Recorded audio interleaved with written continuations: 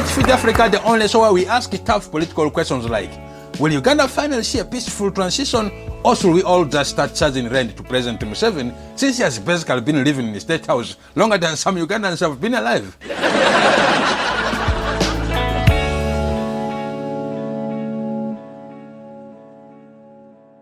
Uganda's 2026 general election is shaping up to be like a blockbuster sequel that nobody asked for. Yeah, Museveni versus Bobi Wine, the return of ballot box.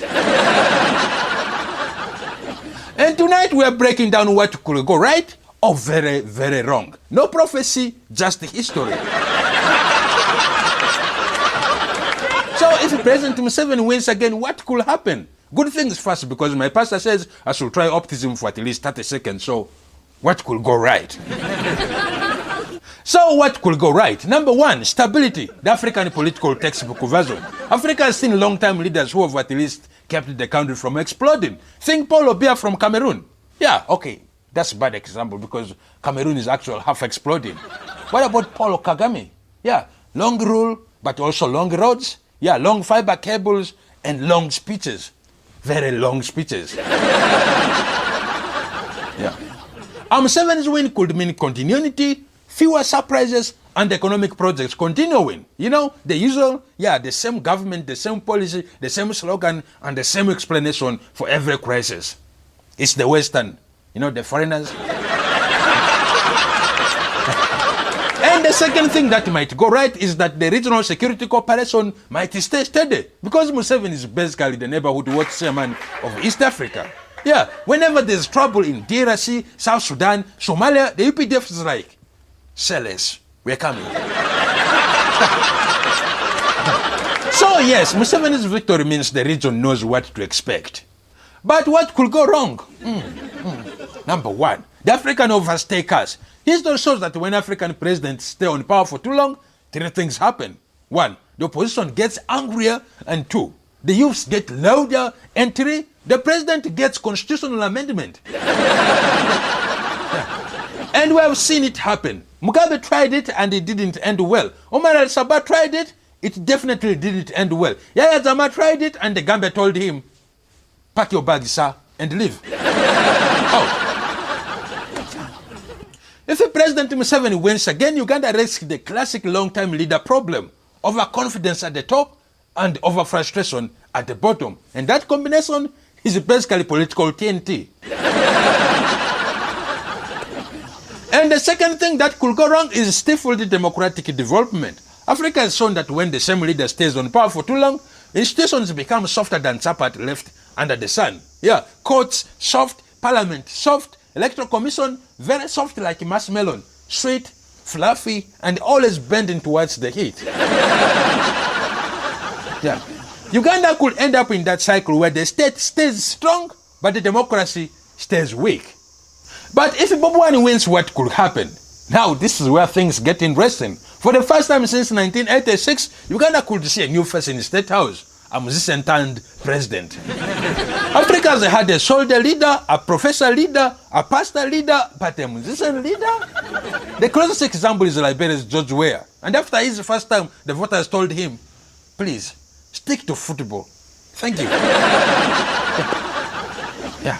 But what could go right if Bobi Wine wins? Number one, a peaceful transfer of power. Africa's rarest national treasure. Only a few countries have pulled it off after a long-time ruler. Malawi in 1994, Zambia in 1991, and Ghana in 2000. And if Uganda joins that list, the whole world will clap. And Kenya will even say, oh wow, Uganda is stable again. What a plot twist.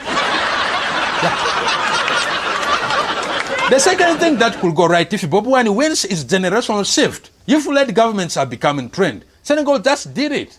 Yeah, Bobi Wine's presidency could bring fresh leadership, new reforms, digital-friendly policies, and ministers who actually understand Wi-Fi. The modernization.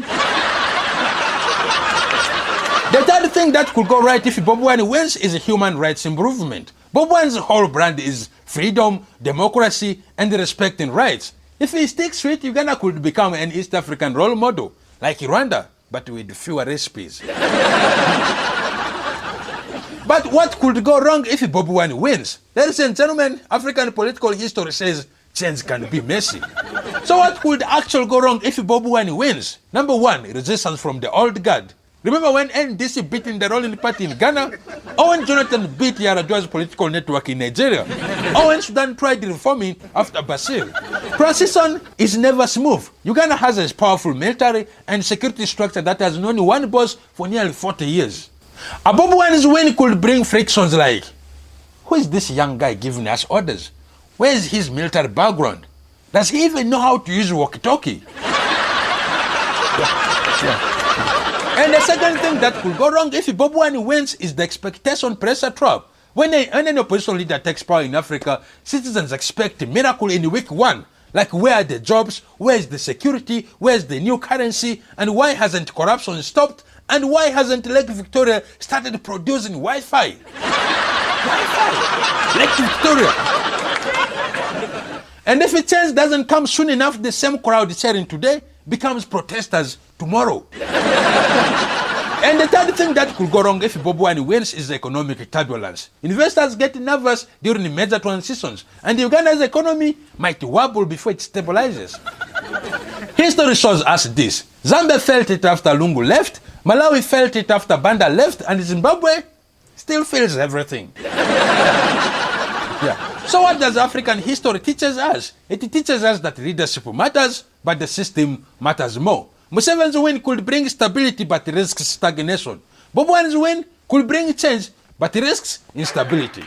Africa's future, as always, sits on a seesaw. Continuity versus change, security versus reform, experience versus youth, and the old guard versus the ghetto president. Either way, Uganda's 2026 general election is not just a vote. It's a chapter in Africa's political evolution. So as we watch the drama unfold, remember this: whether Uganda goes right or wrong, smooth or rough, peaceful or chaotic, it won't be just about who wins the election. It will be about whether Uganda wins the future. I'm Gilbert Drapari, and this is Let's Feed Africa. And as always, thank you for watching, and please do not forget to subscribe as always. Thank you.